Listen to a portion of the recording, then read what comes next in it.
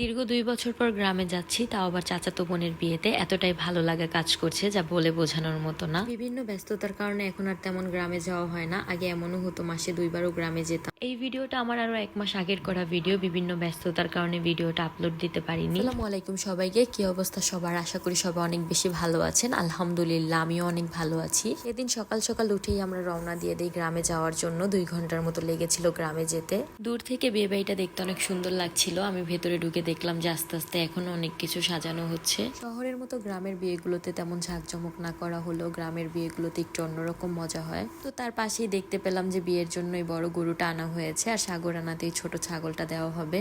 বিকেলবেলা তাড়াতাড়ি করে রেডি হয়ে গিয়েছিলাম। হলুদের জন্য আমি এই কালো শাড়িটা পরেছিলাম। এইদিকে ছেলে বাড়ির লোকজনও চলে এসেছিল, তাদের আমরা ফুল দিয়ে আপ্যায়ন করছিলাম। হলুদের জন্য টুকিটাকি অনেক কিছুই আয়োজন করা হয়েছিল। আমার বোন যেহেতু মাদ্রাসায় পড়ে, তাই আমি ওকে কোনো ভিডিওতেই আনিনি। আর হলুদের দিন সবার খাওয়ার জন্য করা হয়েছিল গরুর বিরিয়ানি। সন্ধ্যার পরপরই আমরা বের হয়ে পড়ি তত্ত্ব নিয়ে ছেলেদের বাড়িতে যাওয়ার জন্য। ছেলেদের বাড়ি যেহেতু বেশি দূরে না, তাই আমরা অটো দিয়েই যাচ্ছিলাম। আর কিছুক্ষণের মধ্যেই আমরা ছেলেদের বাড়িতে পৌঁছে যাই, আর সেখানে আমাদেরকে বিভিন্ন জিনিস দিয়ে বরণ করা হচ্ছিল। এরপর নতুন জামাইয়ের সাথে আমরা সবাই মিলে কেক কাটছিলাম। তাকে হলুদ দেওয়ার পর খাওয়া দাওয়া করে আমরা বাসায় চলে এসেছিলাম। রাতের বেলা বিয়ে বাড়িটা দেখতে অনেক অনেক সুন্দর লাগছিল।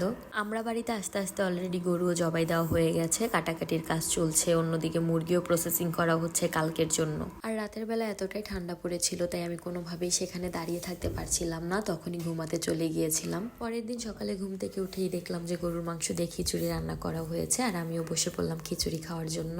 আর অন্যদিকে বিয়ের জন্য রান্নাবান্নার কাজও শুরু হয়ে গিয়েছিল। আমার কাছে গরুর মাংস কষানো খেতে অনেক বেশি ভালো লাগে, তাই আমি সেখান থেকে কিছুটা গরুর মাংস নিয়ে খাচ্ছিলাম। খাওয়া দাওয়া করে আমি শাড়ি পরে রেডি হয়ে যাই। বিয়ের দিনও আমি শাড়ি পরেছিলাম। কিছুক্ষণের মধ্যেই ছেলেরা চলে আসে, আর আমরাও তাদের জন্য গেট ধরে দাঁড়িয়েছিলাম।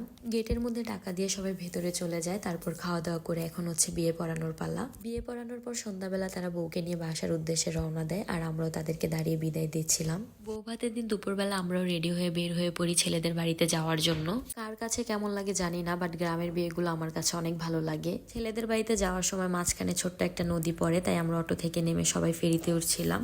কিছুক্ষণের মধ্যেই আমরা ছেলেদের বাড়িতে পৌঁছে যাই, আর সেখানে যেয়ে খাওয়া দাওয়া করার পর সন্ধ্যাবেলা আমরা আমাদের বউকে নিয়ে বাসার উদ্দেশ্যে রওনা দিয়ে দিই। তো আজকে আমার ভিডিওটা এই পর্যন্তই। দেখা হবে পরবর্তী কোনো ভিডিওতে। সেই পর্যন্ত সবাই ভালো থাকবেন, সুস্থ থাকবেন। আল্লাহ হাফিজ।